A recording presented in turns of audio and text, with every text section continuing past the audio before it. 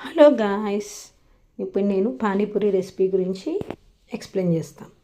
Evening స్నాక్స్గా ఎమ్మి పానీపూరి తిని enjoy చేయొచ్చు. మనం పానీపూరికి ముందు పూరీస్ కావాలి. అండ్ చాట్కి ముందు శనగలు నానబెట్టుకోవాలి. మార్నింగ్ నానబెట్టుకుంటే ఈవినింగ్ చేసుకోవచ్చు. శనగలు నానబెట్టుకుని ఈవినింగ్ చేసుకోవాలంటే చాట్ శనగలు అందులో కాలు వేసుకుని సాల్ట్ వేసుకుని విజిల్స్ రానివ్వాలి. అది బాయిల్ అయ్యే వరకు ఉంచాలి. అది బాయిల్ అయ్యాక అందులో సాల్ట్, కారం అండ్ గరం మసాలా వేసుకోవాలి. టమాటా ఇష్టమైతే వేసుకోవచ్చు. ఇప్పుడు చాట్ రెడీ అవుతుంది. పక్కన పానీపూరికి లిక్విడ్ కావాలి కదా, పుదీనా ఒక కట్ వేసుకుంటే అందులో కొత్తిమీర హాఫ్ కట్ వేసుకోవాలి.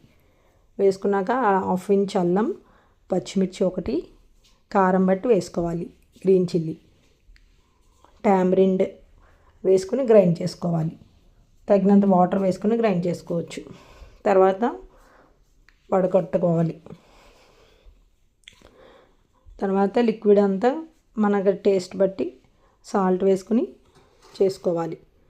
పులుపు ఎక్కువ నచ్చితే టామరిండ్ ఎక్కువ వేసుకోవచ్చు, లేకపోతే నార్మల్గా వేసుకోవచ్చు. అండ్ పక్కన ఆనియన్ ముక్కలు ఉంచుకోవాలి కట్ చేసుకుని. పూరీస్కి మామూలుగా మైదా 1 కప్ అండ్ 1 రవ్వ, తగినంత వాటర్, లైట్గా సాల్ట్ వేసుకుని కలుపుకొని పిండి అప్పుడు డీప్ ఫ్రై చేసుకోవచ్చు.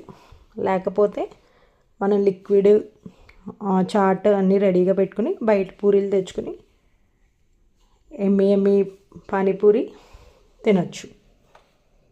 ఇలా ట్రై చేయండి friends. Like and subscribe. Thank you.